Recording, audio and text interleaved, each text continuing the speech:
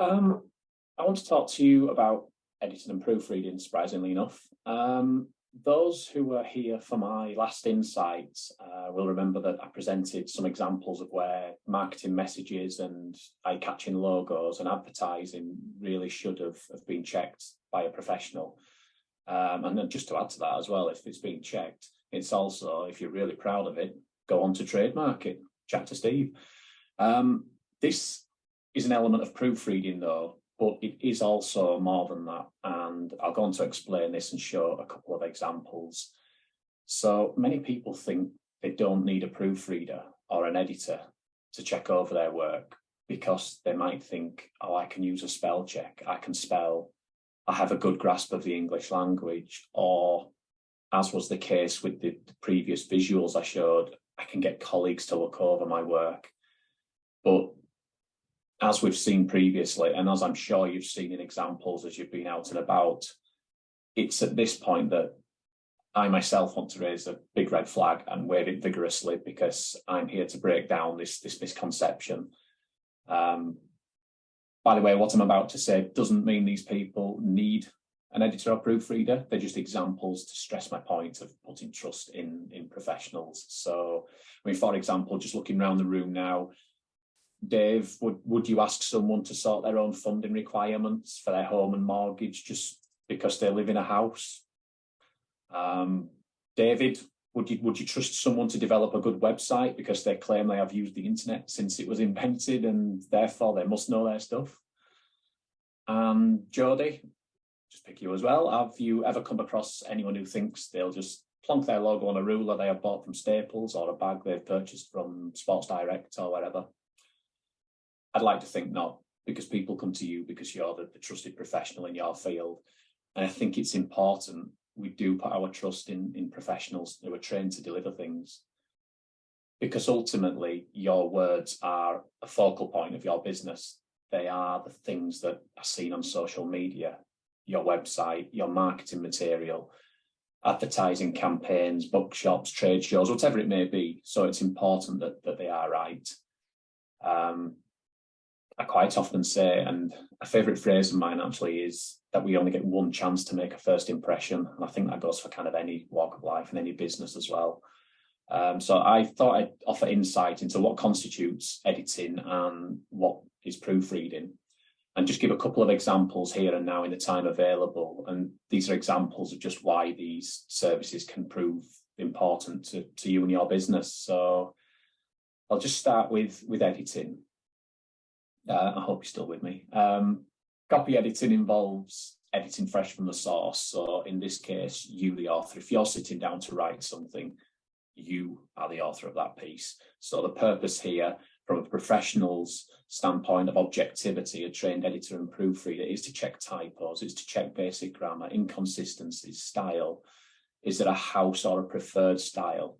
And there's been a number of clients who I've worked with who they have their own style guide. So therefore you make sure it's akin to their style for consistency.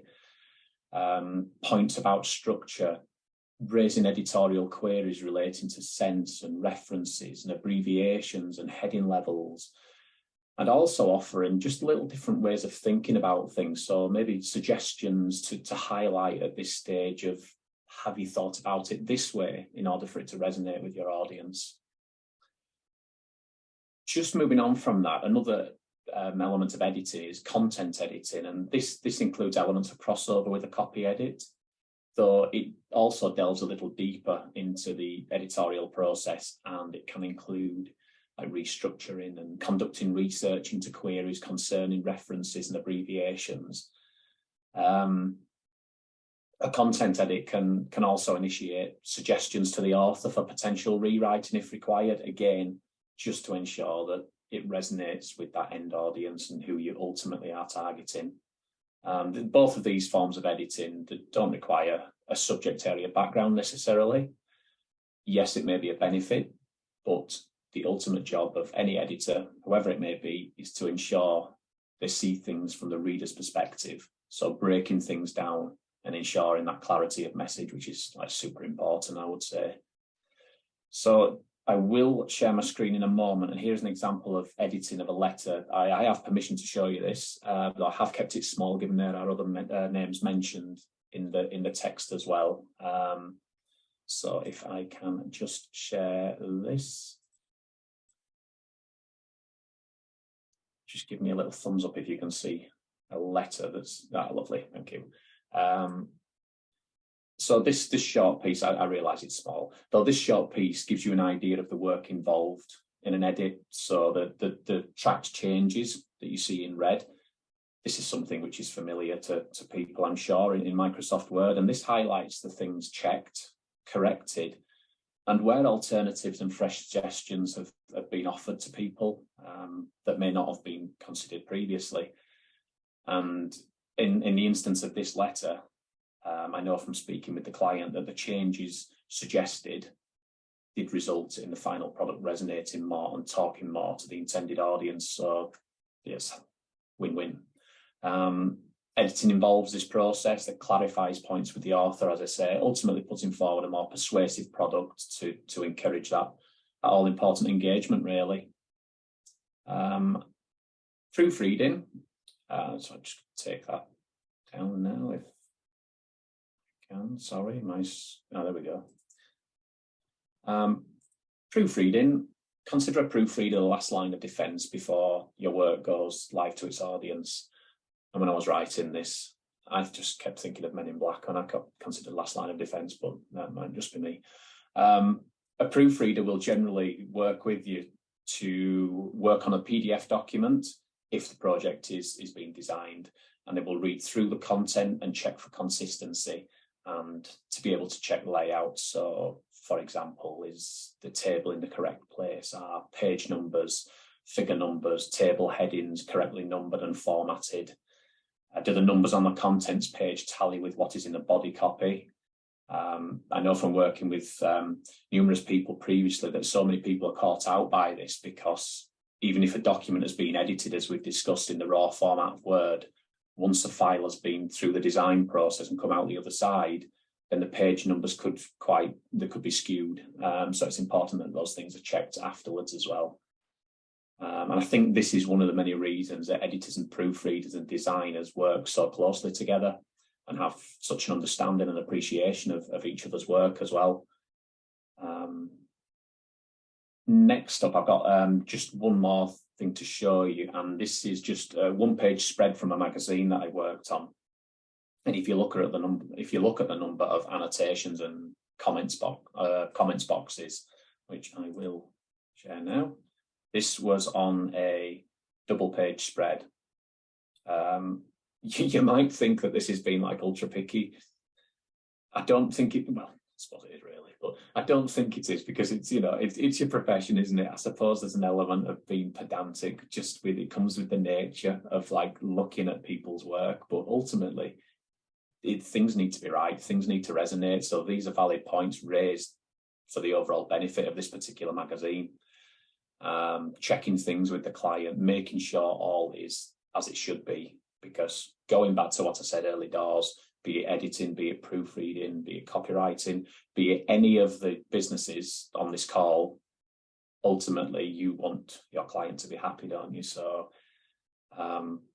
it's that saying again, we only get one chance to make a first impression. So I think I'm nearing the end of my allotted 10 minutes, but I hope this has given you an indication of why words should be checked for the good of your business and your reputation. Consider a proofreader, editor and copywriter a member of your team, and we do have your best interests at heart, so don't see us as like, oh, I can't give it to them. It's a team effort, all about collaboration. So I'm happy to answer any questions relating to any of this, should you have any. And I'll put into the chat as well a little overview of the services available should you wish to explore more. Thank you very much. That's fantastic. Thanks ever so much, Craig. Some really interesting things there. And I know, having worked with you, exactly what those editing track changes look like. No, it's absolutely brilliant though. Well done. Thank you. We've probably got time for one very quick question, and anything else if it can go into the chat, that'd be brilliant. Steve, brilliant. Thank you. Yeah, hopefully I won't annoy Craig with this question, but what do you think of Grammarly? Is that any good? I don't like it personally, and I'm not just saying that because of the trade I'm in, but I think different programs sometimes lack the human element. Now, if you're going to say, let's write a blog that's so bespoke to a client, platforms such as that and AI, yeah, they have their bonuses, but I think they also have a lot of drawbacks. I think that's something that people also need to be aware of, because this platform or this chatbot doesn't recognize that you're writing for this particular audience and answering those particular questions. So I would say be careful with things like that. And I do know people who have used Grammarly previously, and it has not changed meaning. Take, for example, the word there. There's a couple of variants of that. It's not altogether picked up what they were looking for. So I would be very careful with that. Ironic when it's a grammar tool. Indeed.